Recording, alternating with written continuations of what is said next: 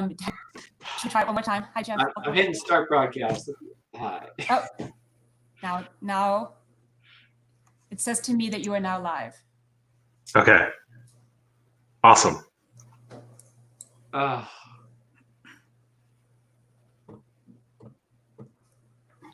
Okay, but it still says we're not live yet. It shows live for me. Okay, it doesn't show live for me. Corinna, could you be how do you turns this live? It says it's live for me. So it's Sorry, live. how do you find out if it's live? Is there like a where does it if you show? look at the top of your screen, there's a button. It should be red and say stop broadcast. Is that what you see? Nope. No. Mine says green and start broadcast. Oh my gosh. I can't believe you guys have different buttons. Yeah, mine says we'll be live soon, but apparently I just got a text that people can see us. Sorry. We're doing our best, we promise. Okay. I think we act like we're live and try to go forward from here. Yeah, but I can't share my screen or it stops. Oh, I no. can't do a PowerPoint. I mean, I can like draw it out in the air. Professor Stoffels just said, "Lax, you're live." So I guess we're on then. So perhaps, Lax, you would like to get started. In the meantime, Yeah, sure. Justin, if you want to email me your PowerPoint, I can try running it for you at that time. Okay, well, if we are live, then probably no one heard all the great stuff I said about Lax or Jeffrey. No, they're great people. We're going to try to move forward. Lax is going to try to start a presentation, and maybe we can get this resolved. So can everyone see Lax's presentation?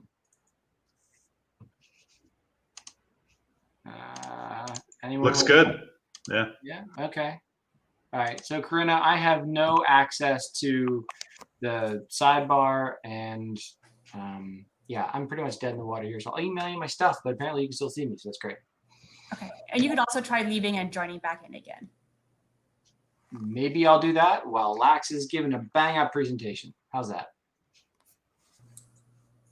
Sounds good. All right, Lax, go with it, buddy. Do you want me to go ahead and start? Okay. All right. Good morning. Good afternoon, everybody. Yes, we're live, and that's good. I'm Lax Prem Kumar from Applied Research Associates, and thanks for the opportunity to present today.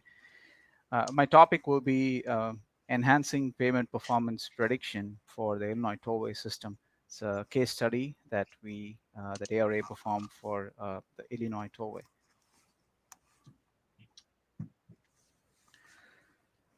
So a little background about the Illinois tollway. It's the primary highway network in the Chicagoland area. Comprises of approximately 1,800 lane miles of pavement with a wide variety of pavement types and ages.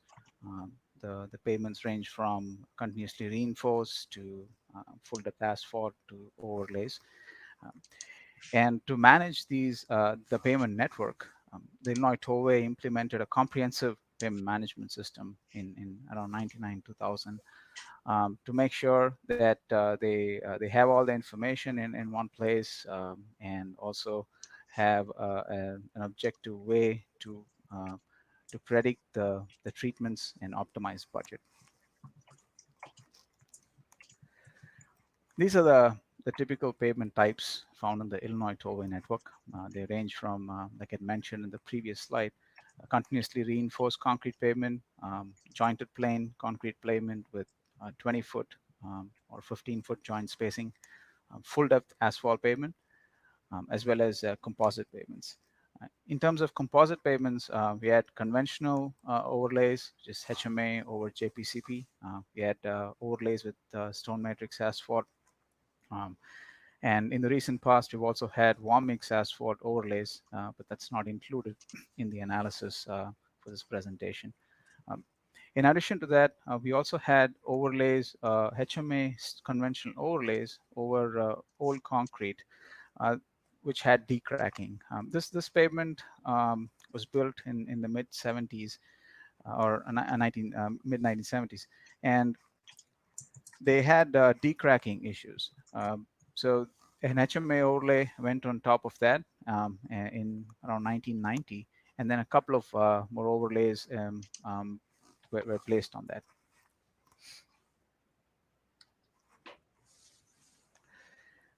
These are the typical components in the Illinois Tollway Payment Management System.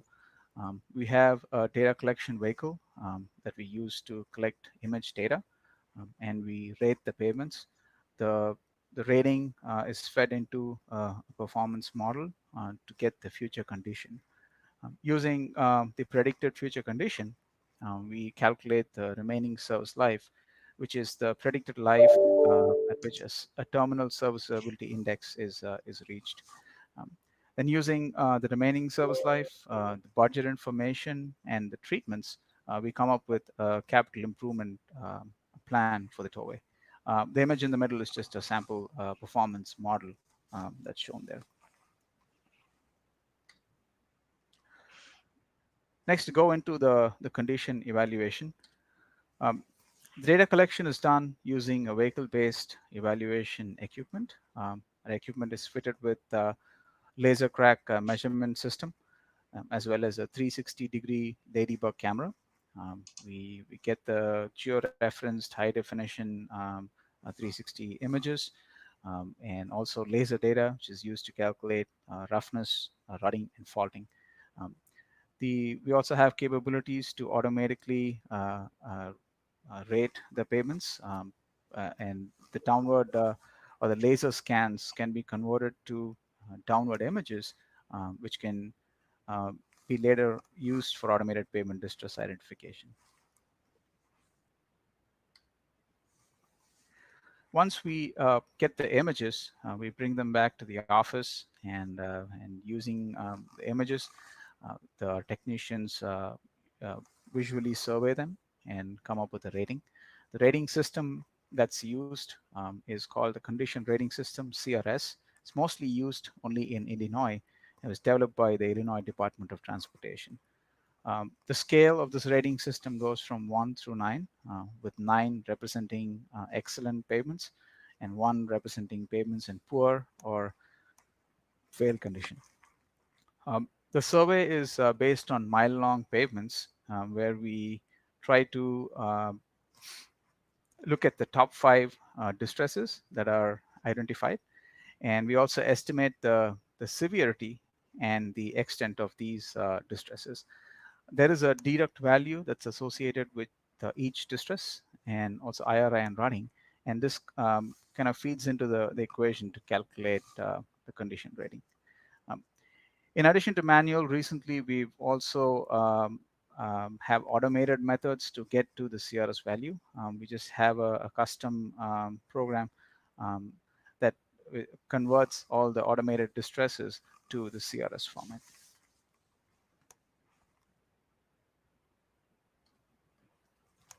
Next, we look into the performance model development. The Illinois Department of Transportation has a CRS prediction model to predict the future condition. The prediction model involves calculating the change in slope over time, which is change in the condition divided by the change in age for each pavement type. Further, an average slope is also calculated and then used to predict the future condition.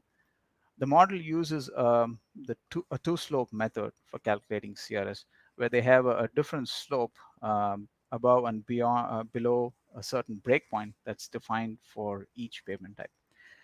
The figure on the top right shows a sample of HMA pavements where there are 2 slopes, one before and above and below the breakpoint. And there are also 2 equations shown here to predict CRS. The important thing to note here is that this method and the equations don't explicitly use traffic or thickness as a factor to predict future CRS. So given that a different model was used for the Illinois Tollway, this model was developed as a dissertation under Professor Mike Dowder at the University of Illinois Urbana-Champaign.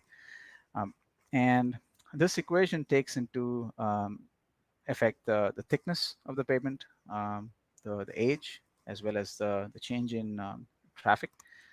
In addition to a thickness adjustment factor that I will talk about in the next slide. Um, the equation also has all these different constants or regression coefficients that differs by payment type. And when we recalibrate the equation, what we do is we just find these different coefficients. The payment performance model here was developed to predict future payment condition, trigger various rehabilitation activities, and evaluate the impact that the various rehabilitation programs had on the budget. Next, we look at the thickness adjustment factors. So thickness adjustment factors were introduced to increase the effect of thickness on reducing the rate of CRS deterioration.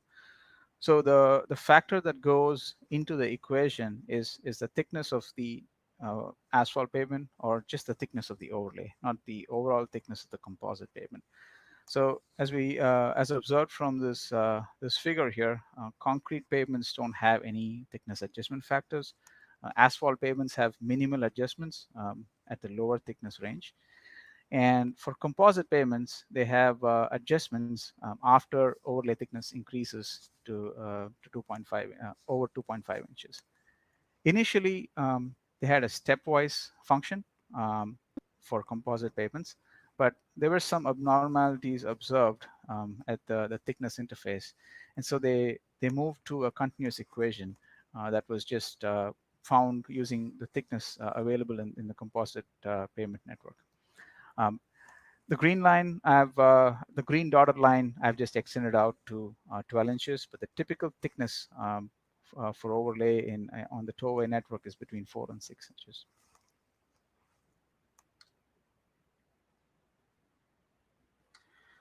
Next, we look at the model calibration.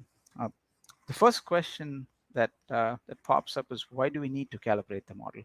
We already have a model that includes effective traffic and thickness, and we have all the coefficients.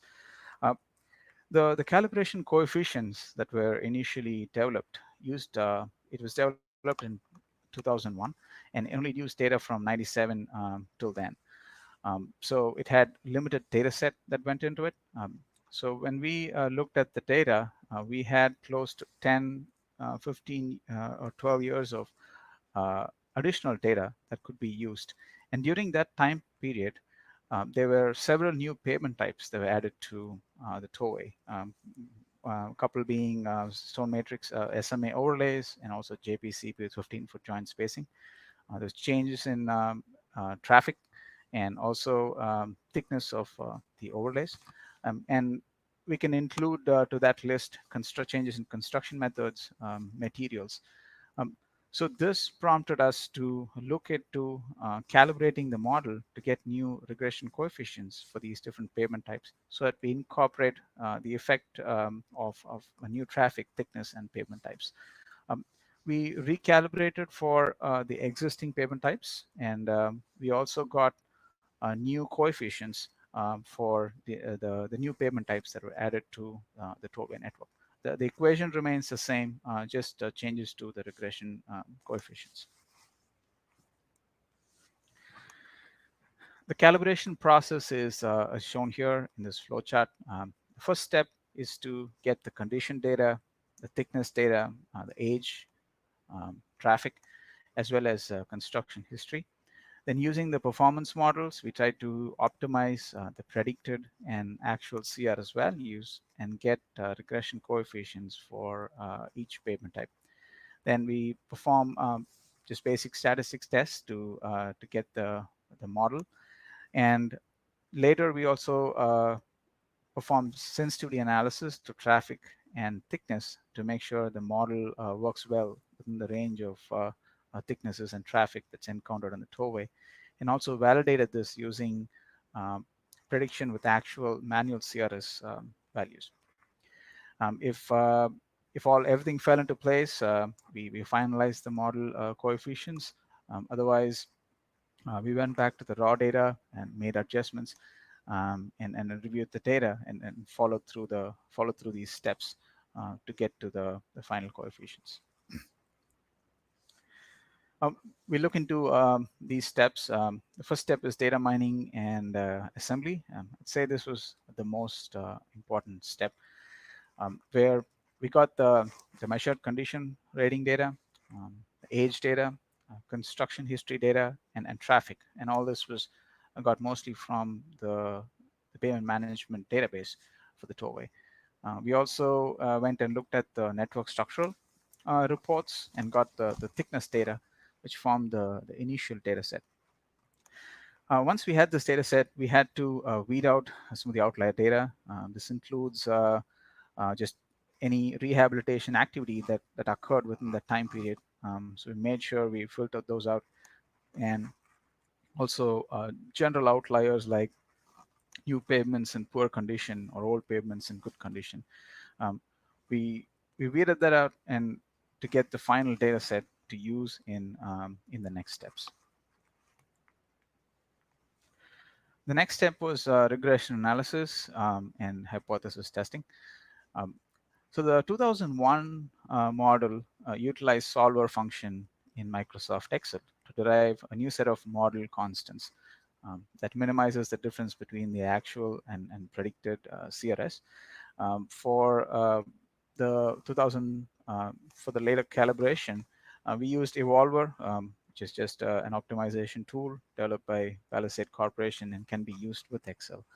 Um, Mathematical simulations, they were just performed where the constants allowed to vary until a combination is reached that resulted in the lowest error sum of squares for the many pairs of actual versus predicted CRS. Uh, Later, once we get these coefficients, we also did just a paired t-test to check if they are with the same population as well.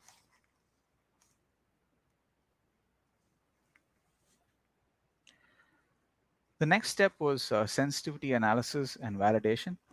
Sensitivity of the predicted CRS values to thickness and traffic was evaluated for each pavement type.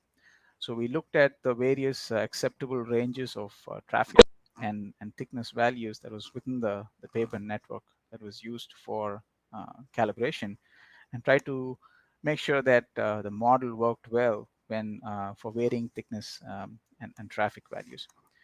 In addition to that, we also took the manual CRS values from the ratings and compared that with the predicted CRS from these models to make sure that they made sense and represented what we actually observe in the field.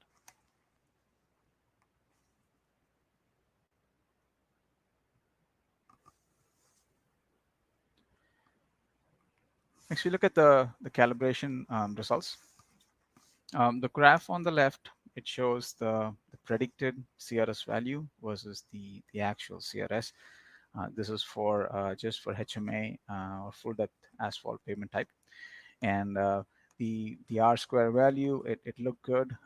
Should be mentioned that for this pavement type, we did pull out some of the outliers like I had mentioned before. And those are could be good pavements with in bad condition, or newer pavements in poor condition, or older pavements in good condition, and also rehabilitation activities in between. Um, the pavement age that was used for this sample set, it was constructed in 2007, 2008, and then we had data till like 2015 that's used here. So these are typically newer pavements, and so they, the fit was good, and the prediction model was good. Um, for the other pavement types, we've noticed the regression or the R square move from 0.7 and all the way to 0.9.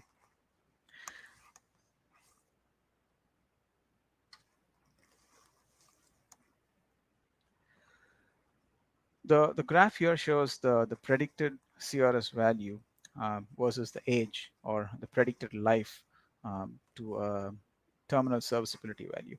The horizontal blue line shown here is a value of 6.5 for CRS. That's the value that the tollway uses to trigger rehabilitation activities. So the original model that was developed in 2001. It was predicting around 11 years of service life to hit the 6.5 mark, while the 2013 calibration as well as 16 recalibration shows around 14 to 15 years to hit 6.5. Uh, why is there a big jump in these numbers? So this is specific to HMA full depth pavements. It's possible that a different sample set of pavements was used when they did the original calibration model.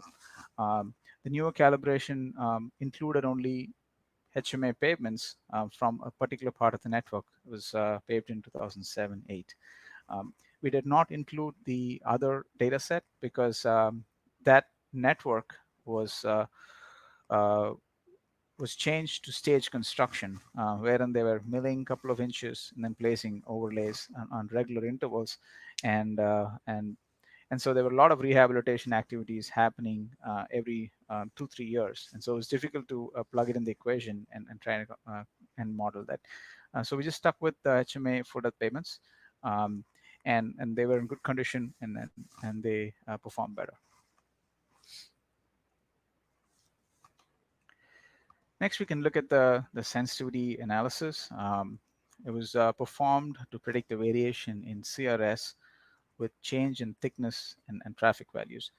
The analysis was performed to identify potential aberrant changes in predicted service life with a change in thickness or traffic. The thickness values, for example, on the table on top, we modified that from 12 to 16.5 inches. That's typically the range of thickness that is found in that network. We kept the same traffic growth and traffic growth rate, and the predicted service life based on terminal CRS value of 6.5. As the thickness increased, the service life also increased, so as expected. Similarly, we modified traffic in million easels from 3.5 to 5, and stuck with the thickness of thick inches, 12 inches. And as traffic increased, the predicted service life decreased. It was important, this step was important because we wanted to make sure that as we move through the range of thickness values and traffic, the model was predicting, the predicted service life moved in the right direction, and that it did not jump by a big number.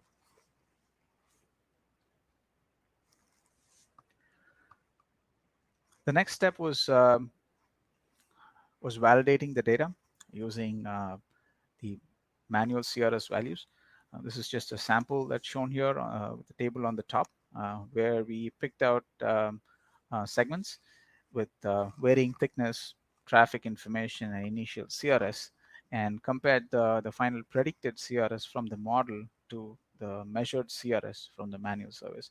Um, these results are for the full depth HMI payments, and they compared really well, also because they were newer payments in good condition.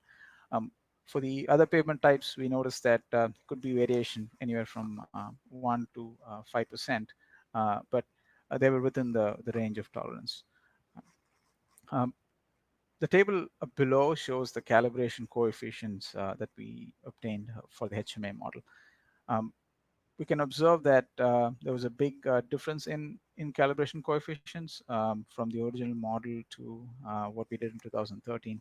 Um, could be a result of the varying pavement networks that we used, because the thickness of the pavements used in 2001 is definitely a lot thinner than the full depth pavement that was used in our case. Um, these the huge jumps in calibration coefficients was not observed in the other pavement types. It's very specific to the HMA. But when we recalibrated in 2016, we noticed that it's not much of a difference, and they were pretty close.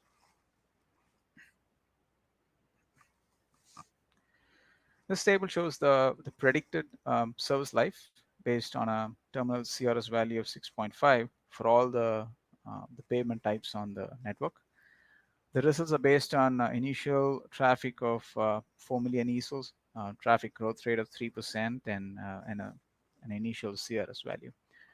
So based on the results, CRCP pavements are best performing with close to 30 years of service life.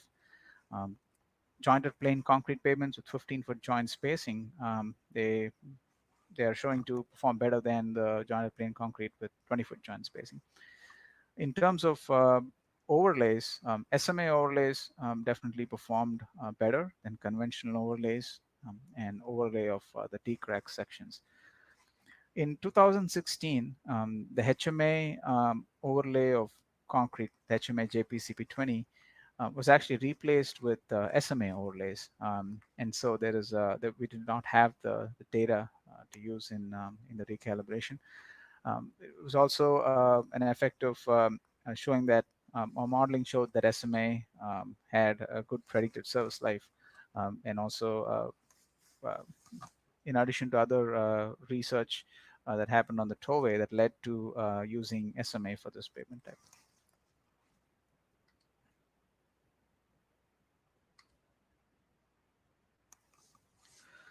To conclude, the study looked at calibrating and developing new coefficients for the various pavement types on the Illinois tollway network.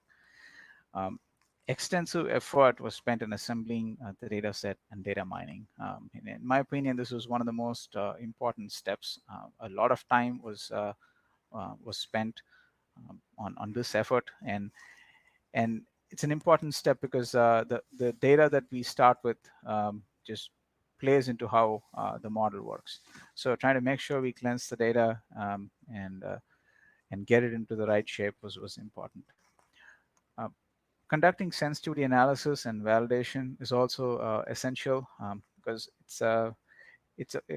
we can perform regression analysis and get new coefficients, but to make sure that the equation and the coefficients are valid for varying thickness ranges and traffic ranges, as well as making sure that they match reasonably well with the manual CRS ratings to make sure it represents what's in the field is important.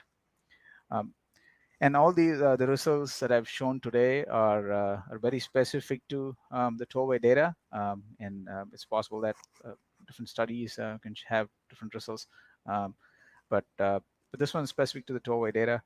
And the equation here, it's specific to CRS rating system. I've not tried using it with the PCI system, but that could be a new study. In terms of future work, we have not worked on developing model coefficients for the warm mix asphalt, which was a new pavement type that was added in the recent past to the tollway. So we will be working on that next when we do our next round of calibration. And the thickness adjustment factors, they used composite pavement data to develop the continuous equation, the continuous model, but they did not include, or SMA and WMA pavements were not included in developing that equation. So that would be the next step in making sure we refine the equation for the TAFs. And finally, the recommendation is to continue calibrating every 3 to 5 years. And why is that? It's because, especially with the tollway, we've had new networks being added, new pavement types being added, the traffic changes, thickness changes, construction practices can change.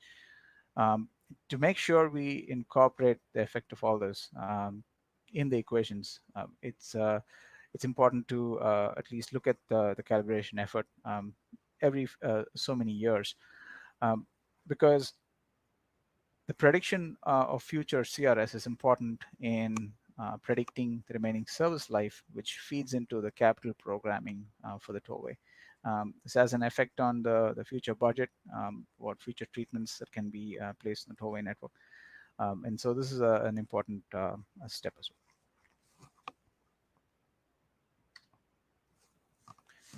So that will conclude my presentation. Thank you for your time. Great, thanks, Lax. So hope everyone enjoyed that.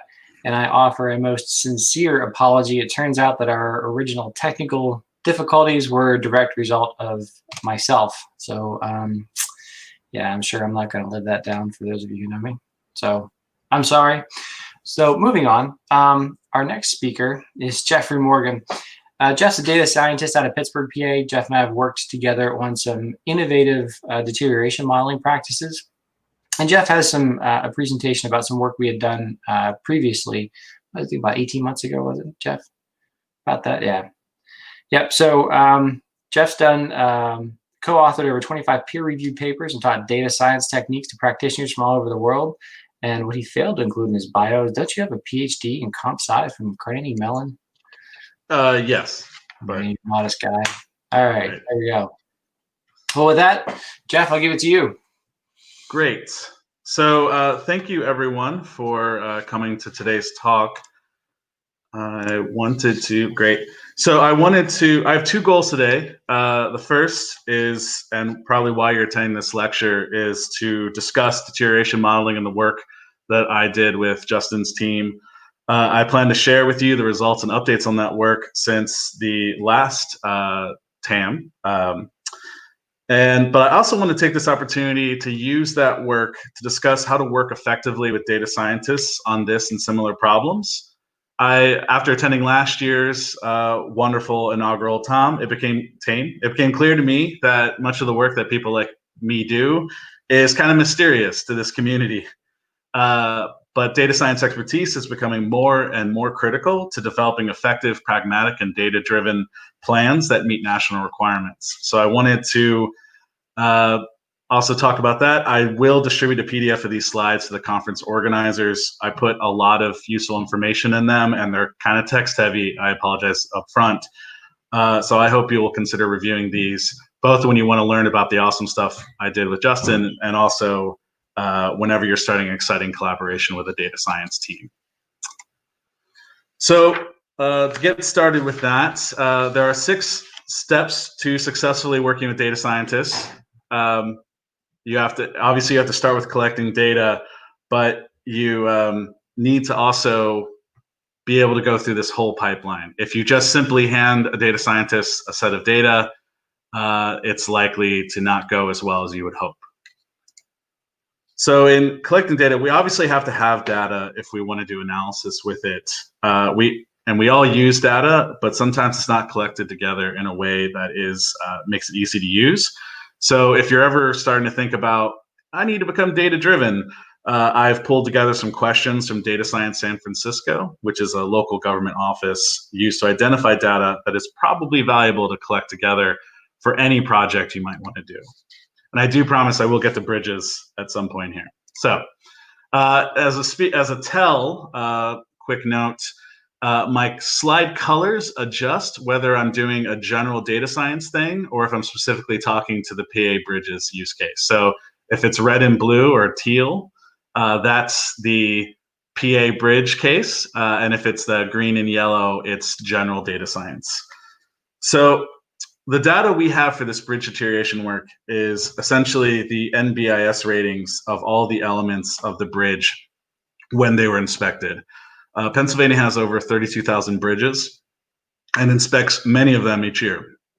In addition to these NBIS ratings, they also collect a lot of other important information about the bridge's elements, including its material, when it was built, how long and how wide it is, how many trucks go over the bridge, and much, much more. I'm simply scratching the surface here to whet your appetite to ask Justin more questions. They do this work routinely, and these results have to be collated for a variety of really good regulatory reasons. So you also need to document, after you collect data, you also want to document how that data was collected. We need to know how it was collected or generated in order to think about any issues that might arise, any unexpected noise or bias in the data. Noise is whenever reported measurements are more uncertain than they look. So if someone evaluated a bridge on a given day, and then for some reason a bridge crew was sent even just a month later, and they get a different rating, that might indicate that there's some significant noise in the process. Bias is when the data is not representative of the actual population. This is most common when examples are removed because they look bad or maybe they aren't who we want to be as an organization, or any of a bunch of other generalizations. If there's a good principled reason, like the prior speaker, Lax, had for discussing some of these removals, that's great. But if it's removed without a really good, solid data collection reason, then that is a pitfall for the future.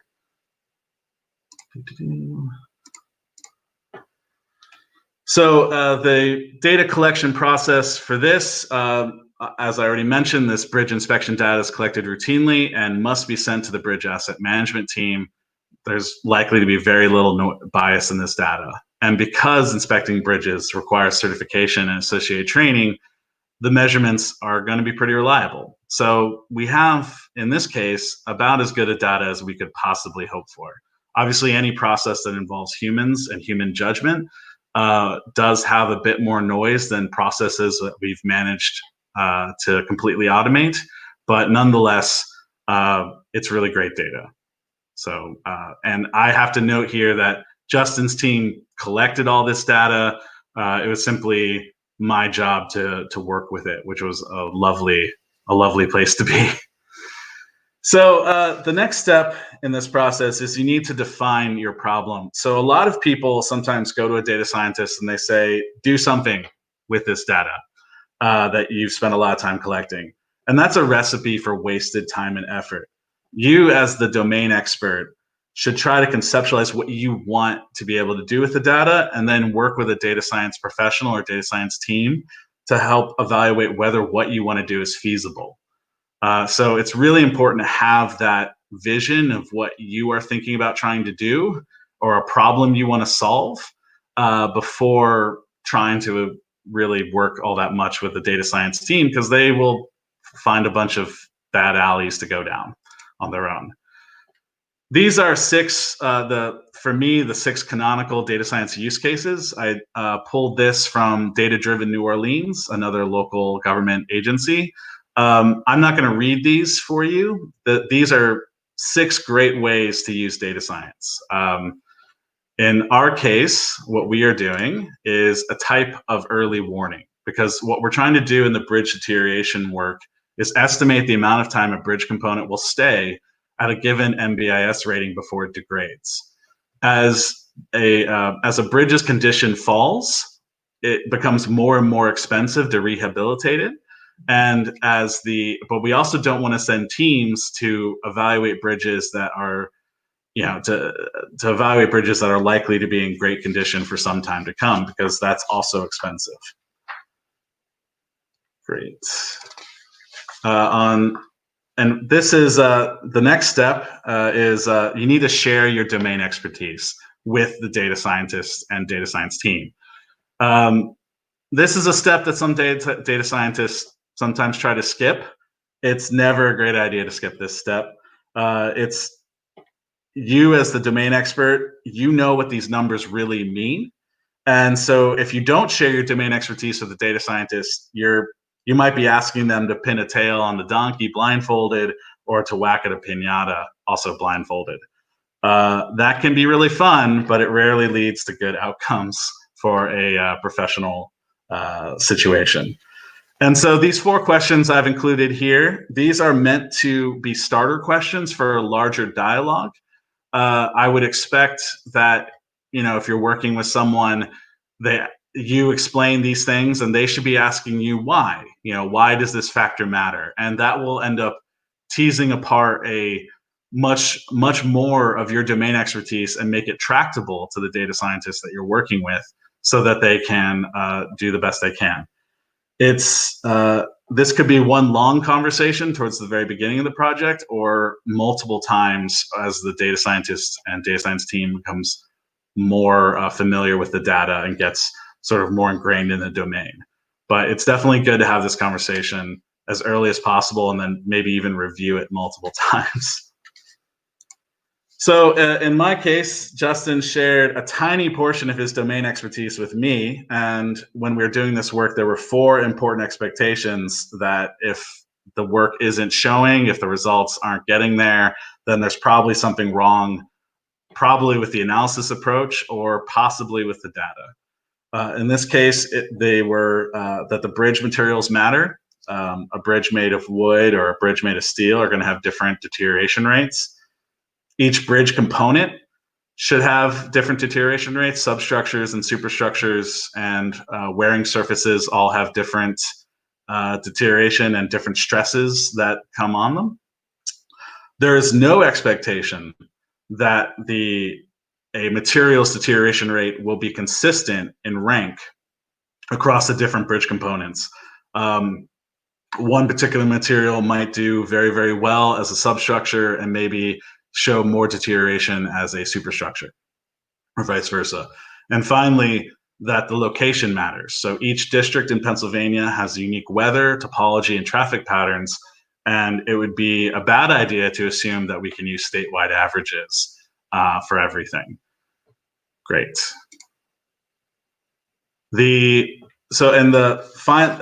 Almost the penultimate step is explaining how you will use this information. This helps the data scientists understand what the output they make, how it's going to be integrated into some larger system or a scope of work. Some examples is it could be going into a different system that has just a needed input format. The system might need to make judgments in real time. Or it might be looking just for a summary of findings, essentially a PowerPoint deck like this one, to guide future project work. Each of those choices and the infinite more that are available put constraints on how the data scientist approaches and tries to solve the problem. If you skip this, you could easily end up with great data science work that's infused with your domain expertise that is unfortunately functionally useless to you. So it's really important not to skip over this one on your progress.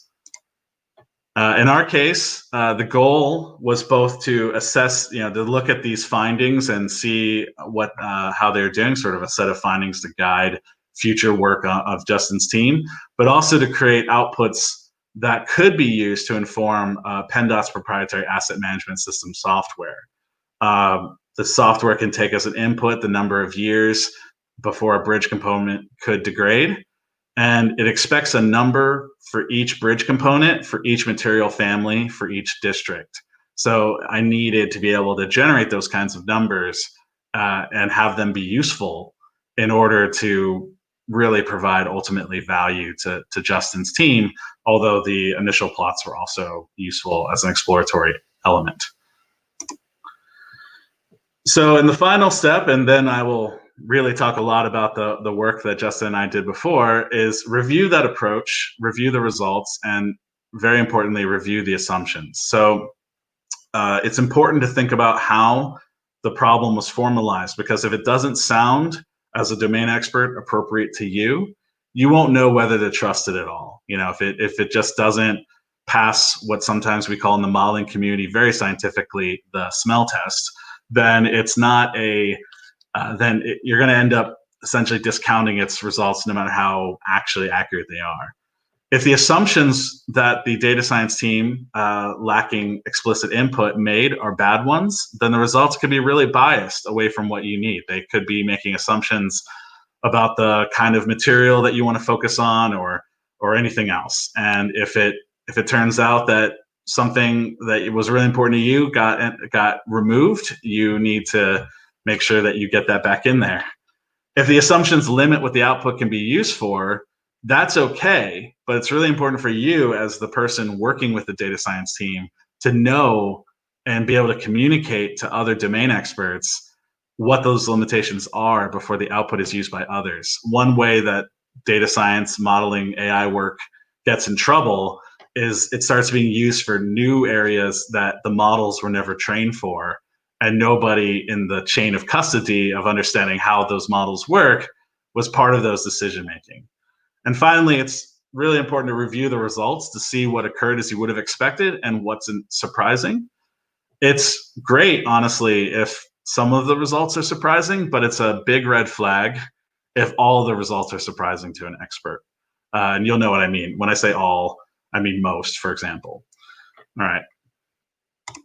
So the approach that we used for this, for the bridge deterioration modeling, was to use survival modeling. because the question of interest to us was how long it might be before some event occurs, condition on the time since the first observation, and various other factors. This approach was developed for evaluating patient death, thus it's called survival rate. And what's really great about it is that the approach assumes you know nothing about the patient or bridge before you first observed it. It could be in a patient's case that they went to the gym 6 times a week and they only ate exactly the right things, or it could be that they spent a lot of time on the couch and they don't know what a dumbbell is, and but you don't know. As a doctor in an ER, you have no idea, and you have to evaluate strictly based on what you can see as the person arrives. In this case, we don't know what terrible things might have occurred to that bridge necessarily before it was first observed. In our case, the way to read these kinds of charts is the x-axis is the time since the first observation of a given rating n. So the NBS goes from like 9 to 0, with most functional bridges being, I believe, a 4 or up. Again, not a domain expert, so if I'm wrong, please consult Justin. And then on the y-axis, from a 0 to 1, that's 0% to 100%. So all bridges, obviously, or nearly all bridges, have a very high probability of not degrading their first year, but it continues to go down.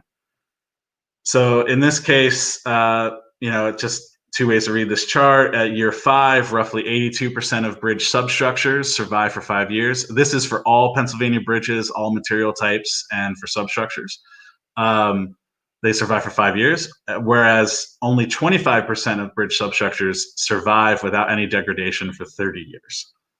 So this is for all bridges across the entire state, and therefore, given what we've talked about with needing to match what the output that Justin particularly needs, this isn't terribly helpful. So we first break it apart by material. And it turns out, as I think we would all hope and expect, that materials matter. So in this case, I used PennDOT's material families of general concrete, general steel, pre-stressed concrete, pre-stressed composite. I don't actually know the acronym for NCAB. And then other, which includes things like stone or wood or all sorts of other unusual bridge types that aren't very common today. Visual analysis tells us that those first 5 years, most bridges perform very similarly. So the actual solid line in the center is the mean survival rate, and then the shaded is its confidence interval. The ranked order of performance for substructures, or the superstructures, excuse me, is generally consistent over time. However, we can see this green pre-stressed concrete starts to pull away from general concrete if there's those first roughly 15 years. So the general concrete starts to have a different deterioration path than the pre-stressed concrete. Steel and composite have similar performance characteristics over this time. They're the essentially overlapping red and yellow lines. We can, instead of looking at it as a survival, as the cumulative survival function over time, we can instead think of it as look at the instantaneous hazard function, which is the probability of the event occurring in a given year for each material. And it's important to note, so again, on the x-axis, we have time in years, and on the y-axis, we have that instantaneous probability. As we go to the right, because you can only assess probability on the population that existed, more and more of the bridges don't make it farther and farther to the right. And so these confidence intervals tend to get wider, and sometimes the behavior seems to diverge in interesting ways as time passes on this chart. One thing that is very visually apparent here is it's much easier to see the difference between what happens with general concrete and pre-stressed concrete, assuming those bridges made it that long, these superstructures. Jeff, I'd like to interrupt. You have a question. Oh, I'm sorry. Yes. It's actually what you're talking about now. What are the envelopes around your survival curves? So those are the 95% confidence intervals around those means, I believe. Does that help? So there's some uncertainty as we sample the data. There's some uncertainty in each step, and so we want to be able to measure that uncertainty. Thank you. Great. Okay. And apologies, I wanted to make up a little bit of our time, so I've been speeding through. So the instantaneous hazard was helpful for us, letting us assess risk of the event occurring at any given time, any given year. But what's more helpful to our eventual goal is this cumulative hazard function. This can be read again on the x-axis as years since the last degradation. So that's a good question, Monty. Let me go back to that.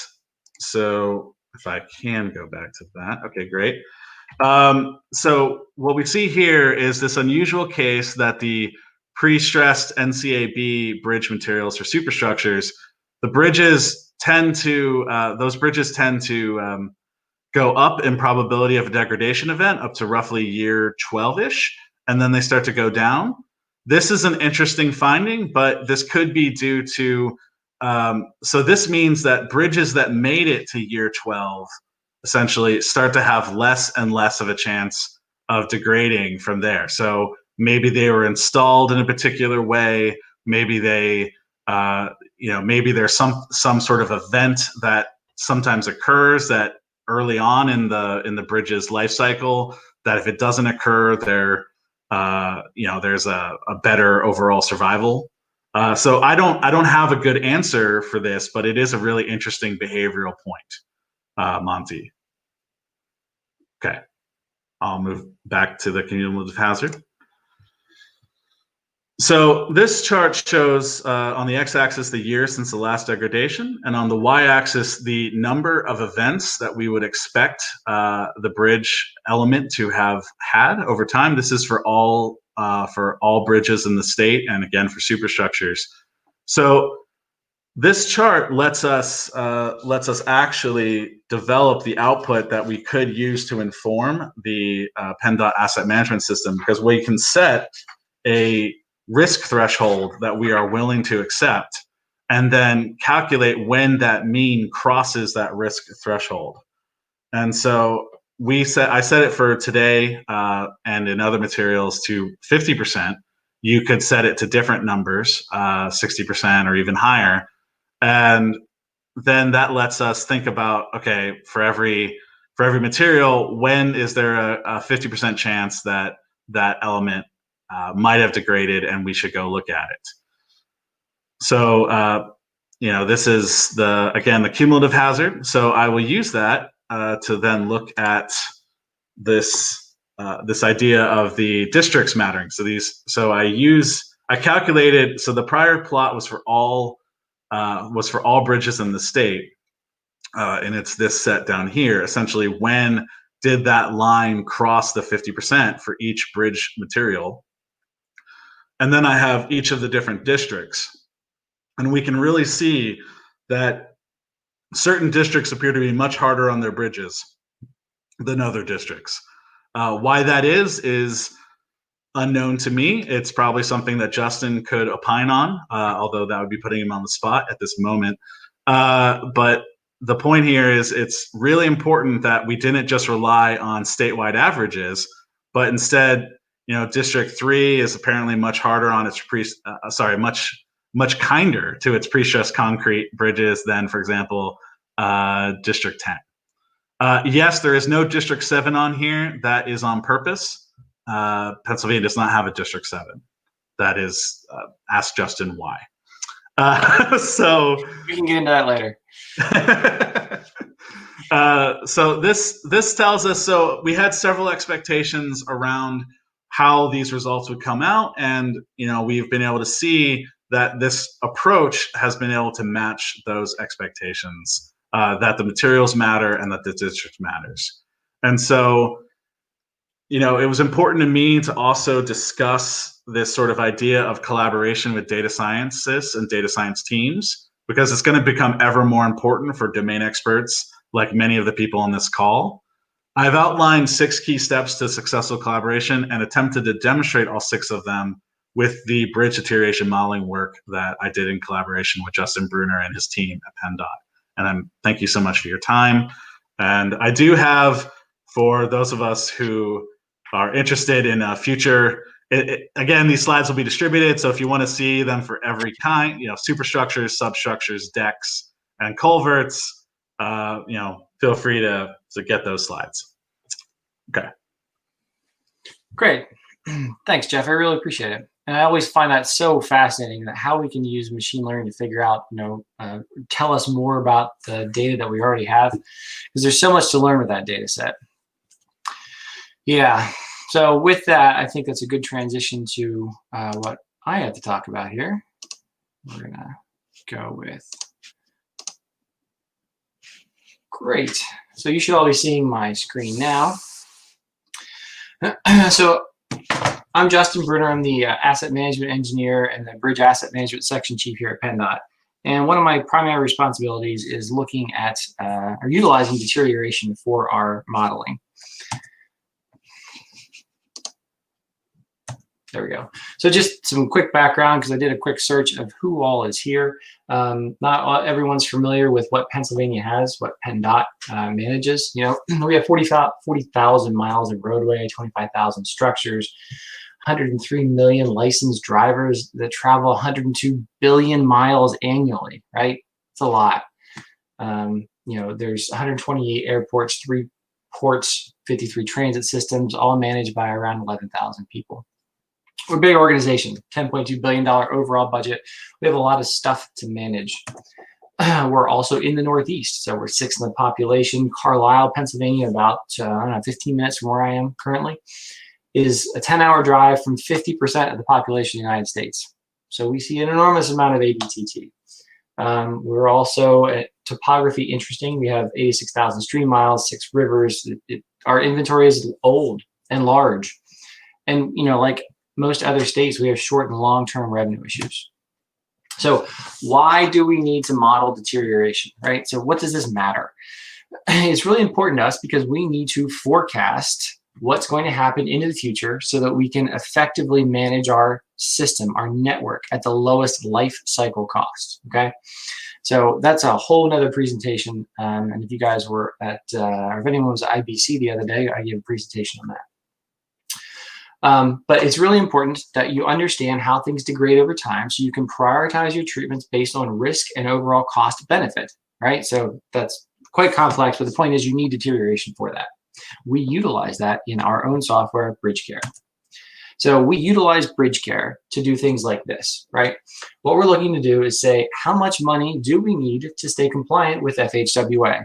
Now, this is a for reference only chart, okay? This is, for example, they're not actual numbers, but they're kind of close. So with our BridgeCare outputs, knowing how things degrade in the future and knowing what the treatments are and the consequences of those treatments, what we get here is overall poor deck area on the NHS at different funding levels. So you'll notice that somewhere at 377 million, which is that first gray line, that's clearly not enough. And at the dark blue line on the bottom at 1 point just shy of 6 billion seems to be over-investing, right? So to stay compliant within that 12-year period, we're looking at that really dark blue, I would say, at about 1.2 billion. This is exactly why we need systems to do outputs and why we need deterioration, because we need to say, hey, guys, with the funding we're getting, we can't maintain this existing condition because we just don't have the dollars. If you were in Asset Management 101, we did talk about deterioration. It is one of our core tenets, right? We need to know how things deteriorate over time.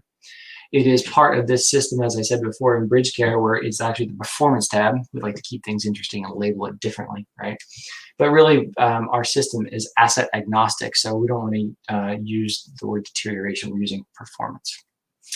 But in this, you can see that we have this sort of gently sloping line. These don't look like Jeffrey's lines, I know, but we'll get into why.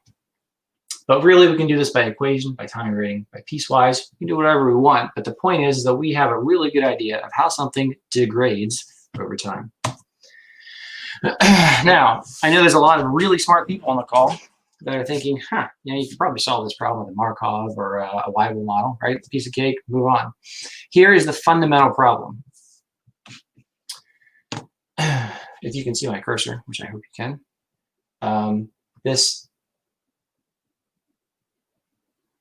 I just had a horrible thought. You guys can see my screen, can't you? Yes, we can, and your cursor. Fantastic. Okay. My luck with IT today is just not so great. All right, so right here, we need to know what happens to the deck, the super, and the sub from year 2022 to year 2023, right? We need an exact number, okay, relatively speaking.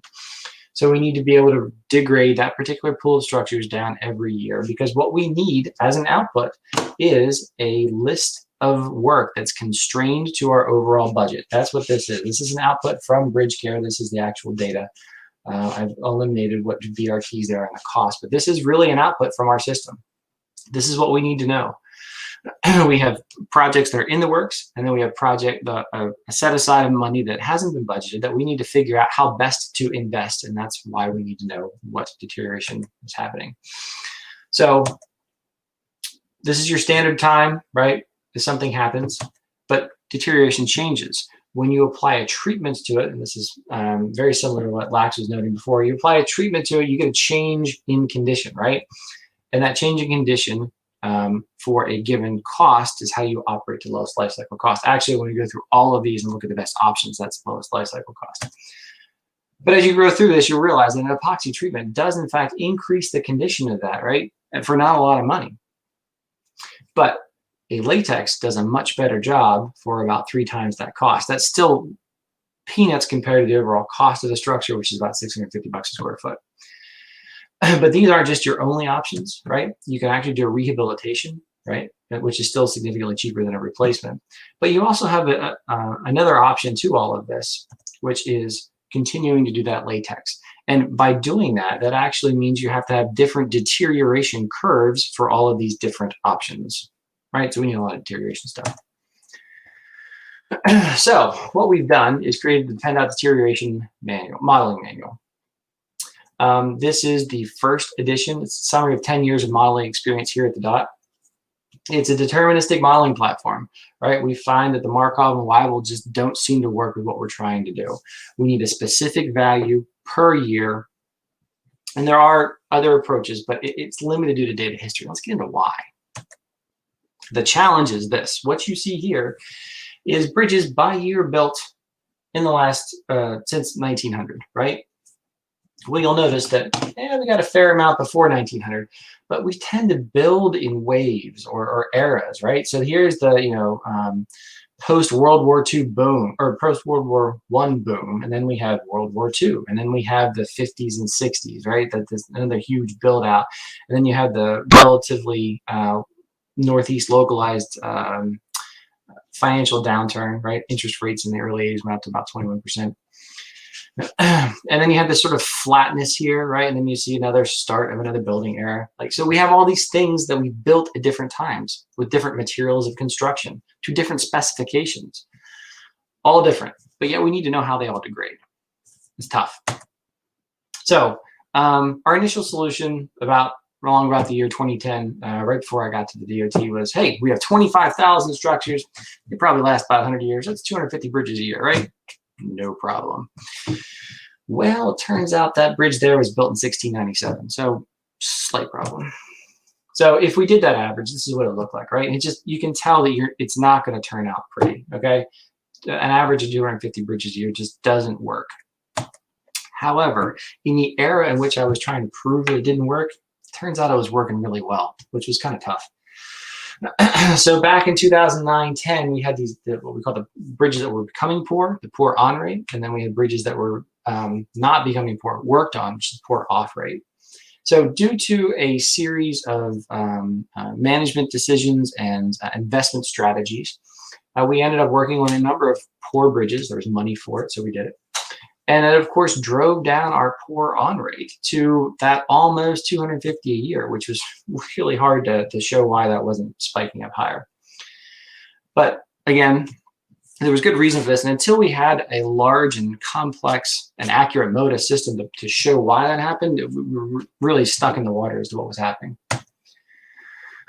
So once we had the ability once we have bridge care in place and realized we had an incredibly powerful tool that could really do the forecasting to the level of detail and accuracy that we needed, we need to make sure that our deterioration modeling is at the same caliber. And that's tough because there's a lot of data here.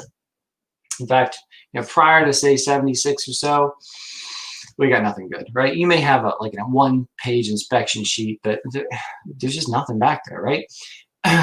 Late 70s to mid 90s, there's some data, particularly for larger structures, but nothing great. Past 1995, we're good. We have things that we can work with. So what we ended up doing is using the inspection data that was available, right, and looking at the average of each instance of degradation per family. So the yellow dots mean we couldn't use that area, but the green checks mean, yes, those particular places we could use that information, and the red X means that we couldn't use that because we didn't know why it was replaced. It didn't terminate because it changed the next condition state. It terminated because there was a contract. So you don't know how long it was. It's not usable. So this is the premise of our logic that we used. We used the average of every bridge out there based on family and how they degraded from one condition to the next. There are 6 total bridge families, 6 total culvert families. There are 73 actual types of bridges that we keep in BMS2, which is our database of how we keep all 25,000 bridges straight. So we rolled them up to a higher level based on material of construction and how you do a repair. And then we got these. These are our outputs. This is an actual output from bridge family B01, subcondition 5. We do it for each condition state. All right. So this is a good indication of what's good and bad with what we're doing. As you can see, there's no bell curve here, right? There's a bunch of scatter on the early end, and that's likely due to, I'm going to guess that we probably included single span and multi-span together. So we need to get in there and work on that a little bit. But the reality is, that's probably not representative of the total of what's happening, okay? So remember, we need to know from one year to the next what's really happening. So we need a number for that. So how do I get a number out of this? Well, the red line is the 50th percentile. Now, it's probably skewed because of that early scatter, but all right, so let's try that. We put it in, we ran some numbers, it didn't look so good because it turned out 50th percentile is not the best. Purple 65th, and the gold is 90th. Well, when we did validation runs, we took our bridge care system, we dumped in 10 years of actual work done, right, to validate our deterioration. What we found is that we could, in terms of a model run, right, looking at actual work done, this is like as good as it gets as far as what people have told me, right? This is fantastic. This is the kind of accuracy you're looking for a model. So fantastic, yay, we win, right? Except not quite, because this is based on the 90th percentile, all right? That orange or gold line way out there, that's not good, right? Because if you're gonna, that's assuming that each condition state lasts 26 years, right? So that's 182 years of total life. So bridges last almost 200 years. Yes and no, but the real answer is no, not really. Our average age of replacement right now is 78. Okay, so that's not going to work. So what we ended up doing after a bunch of different model runs is look at utilizing the 65th percentile. Is it perfect? No, but it does give us what we're really looking for. And that is that when you go through and take the 65th percentile of everything, it gives you these nice, reasonable returns for your total years of condition. All right. So you get these sort of stepped functions here that we graph. This is out of a system I'm going to talk about in a minute. But the important part is utilizing the 65th percentile shows us what we would typically come to expect from bridge management, right? We know that condition state 7 is going to last a fairly long time because 9 is practically new, right? It's just built. It won't stay almost perfect forever. 8, again, it's still, there's not a lot of duration there because it doesn't take much to degrade out of that. You know that you're going to get a nice long 7 and 6, and then an even longer, in some cases, 5, then you get down to the 4s, and that's where things get wonky, but that's for deterioration modeling part 2. Because that has a lot to do with management practices and historic maintenance data. So as we noted before, Pennsylvania is a very large state. So we have 11 different districts labeled 1 through 12. 7 got away from us at some point in time. And as Jeff noted before, they do degrade differently per district. So it's important that we generate this information on a per district basis, because there's different materials of construction, there's different weather, there's different maintenance strategies. It all works differently because each one of them is its own little unique business unit, and they will operate differently. So of course they're going to have different deterioration models.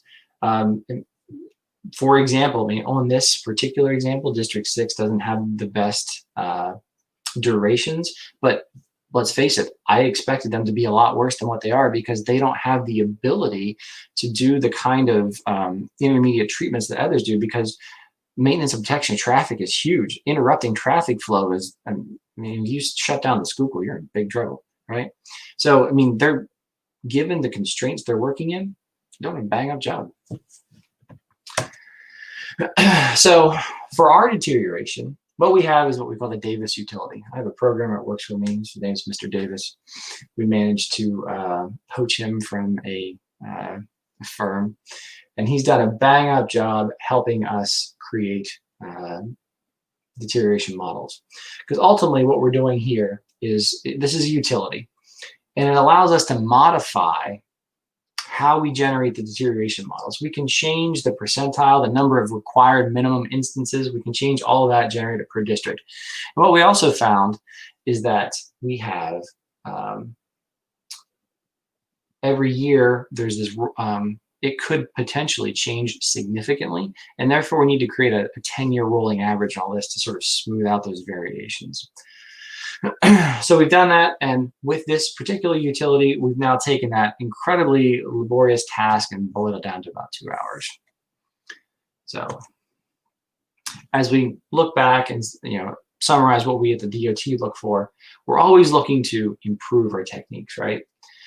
I'm sincerely hoping that advances in machine learning and other things can solve some of my problems, because I recognize that the models I use are not perfect, but they're pretty good. Right? Again, data cleansing is a big issue for us. We've always got to make sure that we're keeping things in the right bucket and labeled. And a lot of that comes down to us. There's examples out of the more families, the addition of features. We need to look at those. And I think what we've relatively conclusively proven is that the added complexity in logic routine to take advantage of the Markov type models, from the time perspective that you have to go through, from the programming effort, all the things that software has to do for every year, for every iteration, because remember, it's taking out the software that we use looks at 100 years worth of life, and then looks at that treatment over those 100 years to understand cost benefit.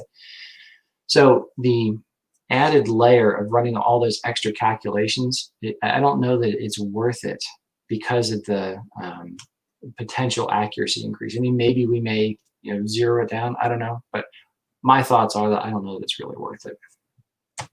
But with that, let's get back to our discussion here, because I think we have some questions. Great. Okay. So from Monty, we have, are we assuming that it's weather that affects deterioration more than equivalent single axle loads?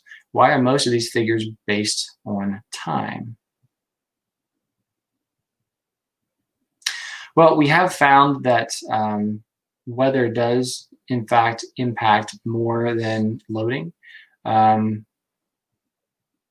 not sure I understand why these figures based on time. I don't know that I understand that question. But there seems to be some correlation with traffic, right? You get a little bit more degradation with traffic, and we thought that, but it's so insignificant that it's probably, it's not any more relevant than noise. We can't say that conclusively. What we have found, though, is location and, well, absolutely and conclusively, district is the far and above. We can say that things vary by district. Everything else, it's not much different than the noise itself. Now, in our questions and answers, oh, we already answered that one. Great. Okay, so with our time remaining, let me see if I can't get everyone else back on here. So Lax and Jeff, you'd like to join us. Jeff, yeah, great. Okay, so if anyone has any questions they'd like answered, if you type them into the Q&A box. You see we've already answered Jake's. I'm not sure how to make that go away. But if we see any more in there, we'll answer those. But for you guys, just as a general discussion topic, where do we see the industry heading in terms of deterioration modeling?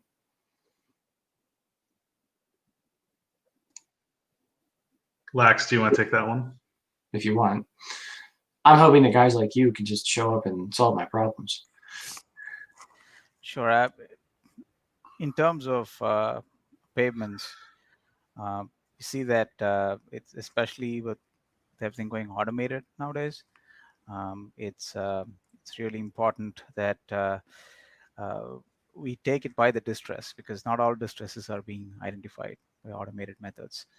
There's a lot of machine learning going on in there to try to identify those distresses accurately, because that is the first step before we get into like modeling the distresses. But in terms of getting to the right decisions, I'd say the condition is important, but also modeling by individual distresses to see how they deteriorate over time, because some distresses might affect the payment more than the other. So that I would say that is also important in this case. Okay. In general, a lot of the deep learning approaches, there's been a lot of advances in deep learning, particularly around understanding the atomic elements of each deep learning node. Deep learning is essentially a multi-layered neural network, and every neuron is a logistic regression, and so there's advances going on there. But what is central to using those approaches is more and more data. They're data hungry efforts. If the data can't be collected, you can't really take advantage of those approaches. There would also be more with more monitoring of the assets of interest. You could imagine like event modeling or other kinds of modeling that would help out with the that would let you look at it from more than just a time perspective. Cool. All right. Well, it turns out we got some questions here that we should probably answer. So Nima has asked Lax, how can we consider pavement construction quality in the development of performance prediction models?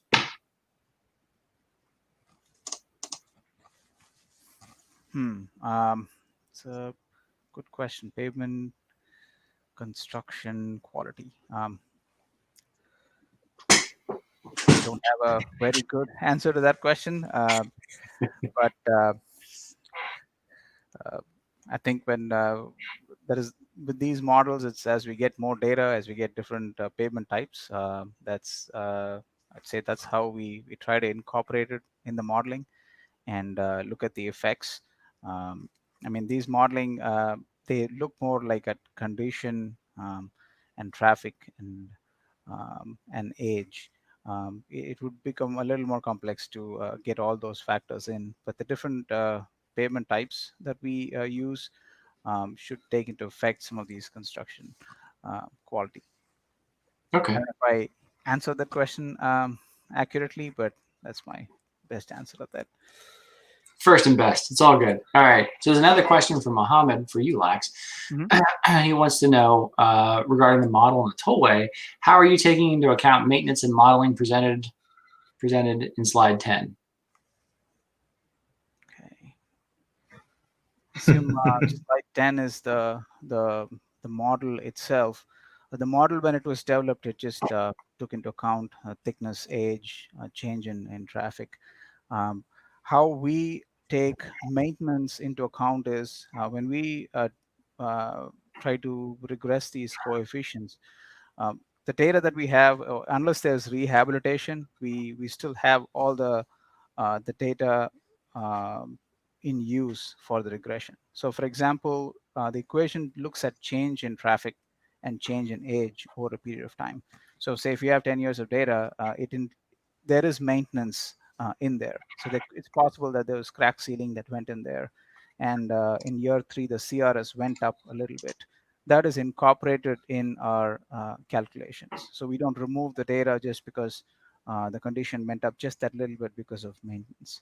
However, if it is rehabilitated and the CRS goes from say 2 to like or 4 to 8, then we make some changes to the data set. So that's how we have incorporated maintenance. How we incorporated into the equation itself, that I'm not sure, because we did not develop the equation, we just used it. Okay, great. So Nima asks, what is the variation in condition of each component within one district, which resulted in the assumption that it was uniform within each district? I'm guessing that's for me. I'm not quite sure what she's asking. I'm not sure we assumed that anything was uniform within each district. Yeah, I'm not sure. If you want to, you can send me an email to that later, but we're going to pass that by. Okay, and Simon asks, you're modeling by deck sub, and super. Any consideration on modeling by national bridge elements? Yes. So where we're headed, right, we have our deck super sub culvert ratings, and soon we'll have a quantification of defect that's coming, right? So we're required to collect that. And right now, I'm super excited about that because that means that we can now accurately say, oh, our sub condition is poor, but it may only be because of one of, say, 100 piers has an issue, right? So being able to quantify defect increases our accuracy exponentially at the least. So we're really excited to get that. However, that's 2 issues, one of which is I have to write a whole bunch of logic for that, which I'm okay with. But the other is I want to make sure that we have some level of history of that data. So I don't want to just use the first data set that comes in and says, we're off to the races and running, because we're really using this data for programming, right? Like we are making decisions off of this. So if I don't have at least 3 years of that or 3 instances, I'm probably not going to use it. So give a little bit of time. Let me make sure that I trust what's there before we start incorporating into actually our decision-making process. Great. Well, with that, I think we have a minute left, or maybe nothing. Corinna, are you still here? I'm still here. You're at 1:30, and that's the end of our session time. All right. Gentlemen, thank you very much. It's been a pleasure. Thank you. All right. Thank you for the opportunity. Hope everyone has a great rest of the conference.